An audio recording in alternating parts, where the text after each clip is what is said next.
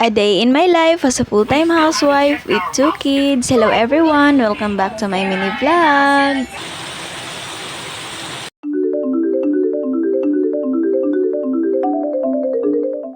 Hindi nga ako nakapag-upload nitong mga nakaraang araw mga May kasi wala naman akong ibang ginawa at dito lang naman kami sa loob ng bahay dahil nga bagyo at nag-relax lang kami ng aking family. At dahil nagkaroon tayo ng blessings nitong mga nakaraan dahil sa ating pagbablog, kaya ito nagkaroon na naman tayo ng bagong gamit sa kusina. At thank you Lord sa lahat ng opportunity na pinagkaloob niyo sa amin, maliit man yun o malaki. Dapat pa rin ako magpasalamat sa iyo dahil hindi yun mangyayari kung hindi dahil dininig mo ang aking mga prayers. At sana more blessings pang ibibigay mo sa akin Lord at ilalaban ko talaga itong pag-vlog ko dahil binigyan mo na ako ng sign. At anyways, back to the video mga mi. Eto at i-unbox ko na naman itong bago kong kumare dito sa kusina at dati ko na talaga itong gustong bilhin. Nag-antay lang talaga ako na mag-sale sila. Dahil syempre hindi naman tayo pwedeng gumastos ng basta-basta lang. Kailangan pa rin natin maging wais pagdating sa pag-check out. Kahit sariling pera pa natin yan ang gagastusin natin. At dahil excited much ang kumare nyo na masubukan itong non-stick frying pan, kaya ayan gumising ng maaga at nagluto ng almusal. Tamang-tama at kompleto kami sa araw na yan mga mare dahil walang pasok ang aking partner dahil nga bagyo sa mga araw na yan. At tamang-tama rin na nakabili rin ako ng pancake mixture. Kaya naman ayan meron kaagad akong naluto. Kinikilig nga ako at may halong excitement habang nagluluto ako dyan ng almusal mga mi dahil ang ganda talaga ng performance ng frying pan na to. Hindi ko talaga nilagyan niya ng kahit anong mantikili at tingnan nyo naman nababaliktad ko siya nang hindi nasisira yung ating mixture. At tingnan nyo naman napakaganda nga ng resulta. At anyways mga mi, fast forward, mga tanghali na nga din pala sa mga oras na yan. Kaya ayan, magluluto naman ako ng aming pananghalian at itong pork tapa from Aggies Frozen product nga ang aming tanghalian for today. Ipiprito ko lang din naman ito ng low heat mga mi at itong paglulutuan ko ay non-stick din at syempre bago rin ito sa aking kusina. Nagtukla pa na kasi at kinalawang na kasi yung aking dating kawali mga mi kaya ayan pinalitan ko na ng ganitong klaseng kawali at tingin ko hindi na ito natutuklap kasi nga stainless steel. At sana lang talaga kapag ang mister ko yung gumamit nito, hindi na nga niya gagamitan itong ng matatalas nga na panghalo. Naku, Diyos ko dahil. At anyways, ito na nga din pala at naluto na nga din pala ang ating tanghalian. At ako mga mi, sa lahat nga ng tapa na aming natikman, ito talaga yung pinaka-favorite namin dahil nga mas masarap at walang halong eme yun. At anyways, fast forward mga mi, bali ito pala ay kaninang umaga. Sa mga oras na yan ay nakaalis na nga din pala yung asawa ko papuntang trabaho dahil nga wala na nga bagyo kaya ayun pumasok na siya. At ang una ko ang ginawa mga mi, nagpainit lang ako ng tubig para sa pangkape namin at habang nag-aantay na kumulo yung tubig, ayan nagpunas-punas lang muna ako dito sa gilid-gilid dahil nga meron na namang mga alikabok at mga langgam. Nagkukuha ko na rin itong aking mga hinugasan kagabi mga mi at ito ililigpit ko naman dito sa kanilang lagayan. Wala nga nung binalik ko itong aking platuhan dito mga mi, hindi na talaga makalatingnan yung mga plato dito dahil nga mas organized at nakatago na nga rin sila. At ayan, kumulo na nga din pala yung aking pinainit na tubig kaya ayan, sinalin ko na naman dito sa aking thermos para naman makapagkape na kami.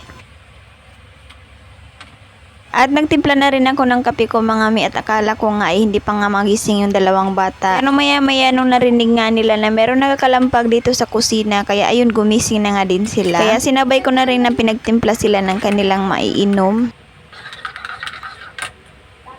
At anyways, fast forward mga mi, pagkatapos nga namin mag-almusal, ayan, inasikaso at pinaliguan ko na rin itong dalawang bata mga mi para naman makapag-umpisa na ako sa aking mga gawaing bahay dito. Dahil maagang maaga pa nga lang mga mi, tingnan nyo naman, napakakalat na nga ng mga laruan nila. Mabuti na lang talaga at nauutusan ko na itong si Ate Sabrina na magligpit ng kanilang laruan kaya ayun, pinaligpit ko sa kanya at pagkatapos ay kinuha ko na nga rin itong vacuum ko para naman makapag-vacuum na ako. Marami na kasing naglalaglagan dyan ng mga buhok ko mga mi at na meron nga akong nakita na maraming langgam. Paano ba naman kasi kumain nga ng chocolate itong dalawang bata kagabi mga mi kaya ayun dinumog na naman kami ng langgam. At ayun lang muna for today mga mi, see you on my next mini vlog.